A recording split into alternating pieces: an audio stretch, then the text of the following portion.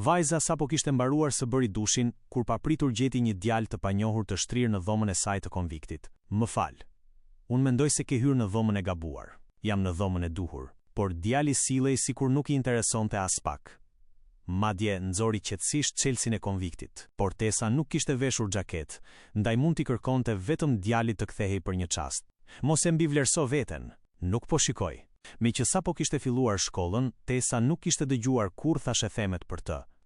Ajo nuk e kishte iden se ai ishte Xhaku, playboy I famëkeq që e njihnin të gjithë në kampus, thoshin se çdo vajzë e bukur, herët avon, bëhej objektivi I tij. Por Xhaku ishte sjell aq flirtueshëm që në takimin e parë, sa Tesa krijoi një përshtypje shumë të keqe për të. Prandaj, pa hezituar, ajo refuzoi ftesën e shoqes së dhomës për të shkuar në një festë ku do të ishte edhe Xhaku.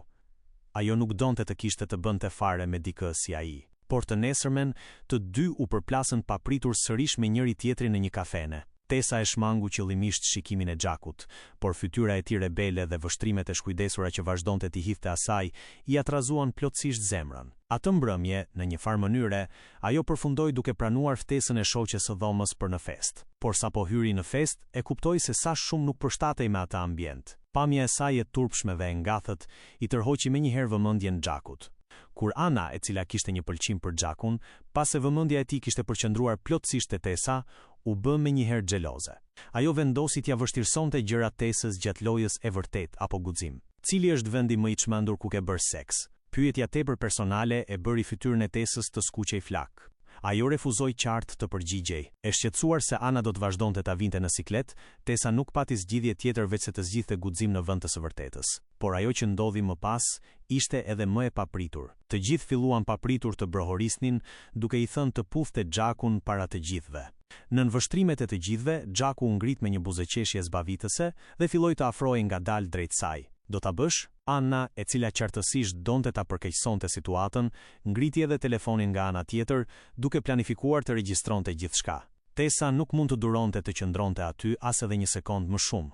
Në fund, ajo doli vrullshëm nga festa, por pikërisht refuzimi I Tesës zgjoi plotësisht anën konkurruese të Xhakut. Ai kishte parë shumë vajza që I hidheshin në qafë.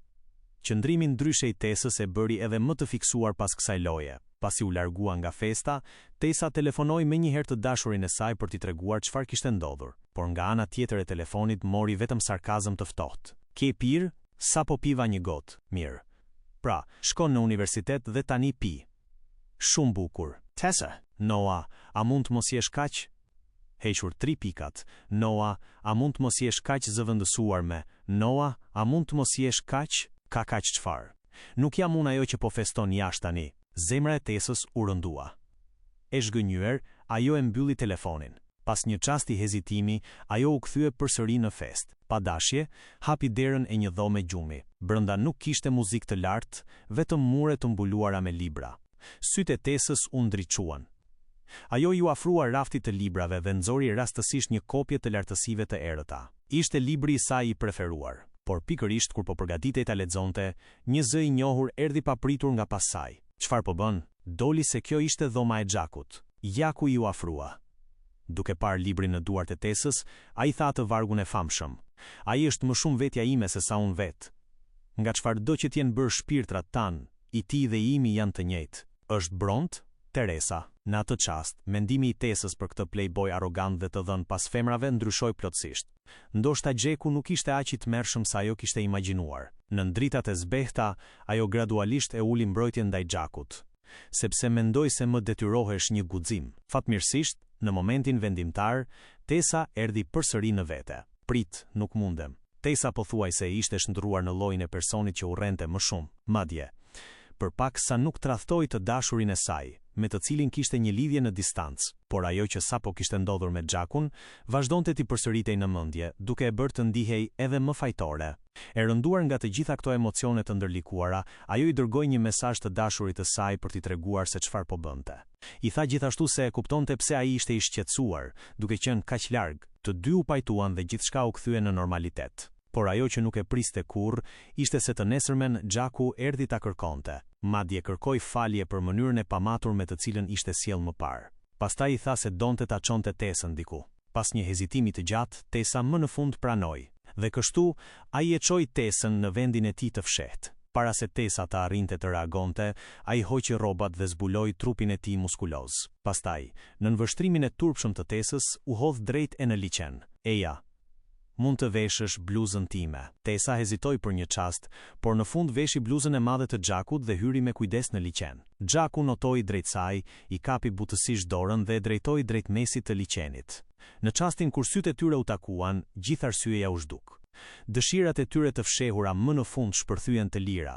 Ata u puthën me pasion. Pasi dolën në breg, Tesa luftoi gjatë me ndjenjat e saj, por në fund zgjati dorën dhe kapi butësisht dorën e Xhakut, sikur po i shprehte ndjenjat që kishte për të. Edhe Xhaku luajti me flokët e Tesës, sikur po prekte butësisht telat e zemrës së saj. Atë mbrëmje, Xhaku e çoi Tesën në një bar.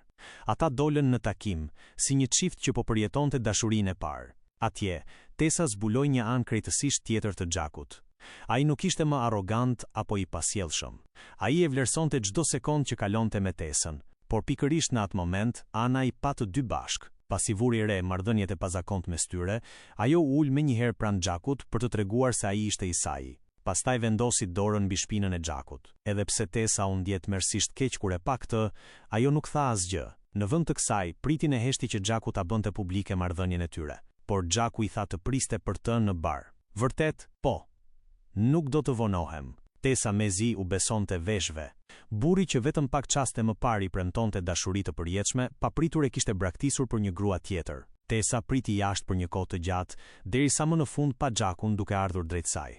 Ajo mori frym thellë, pastaj iu afrua Xhakut dhe i tha: "E di çfarë? Do t'i tregoj Noahut për ne." "Për ne?" "Po, për ne. Nëse do të ndahesh nga Zoti shkolla e mesme, atëherë bëje. Por mos e bëj për shkakun tim." "Çfarë?" "Shiko, ishte bukur, por unë nuk lidhem me askënd." Fjalët e Xhakut u ndjen si një thikë mprehtë që i u ngul drejt e në zemër Tesës. Ajo qëndroi e ngrirë e pa aftë të kuptonte pse Xhaku, i cili vetëm pak çaste më parë ishte treguar kaq i butë, papritur ishte bërë kaq i ftohtë dhe pa ndjenja. Kështu filloi të vinte në dyshim veten. Ndoshta ajo thjesht nuk ishte mjaftueshëm tërheqëse. Ndoshta kjo ishte arsyeja pse nuk mund ta bënte Xhakun të qëndronte për të. Që nga ai moment, Tesa dukej sikur u shndrua në një person krejtësisht tjetër. Ajo filloi të kopjonte grimin e rënd të shoqes së dhomës. Filloi të vishej më guximshëm, gjithçka vetëm për të tërhequr vëmendjen e Xhakut. Natë pas nate, ajo ëndronte për Xhakun. Vetëm atëherë kuptoi se, pa e kuptuar as vet, ishte dashuruar tashmë thellësisht me burrin që e kishte lënduar më shumë.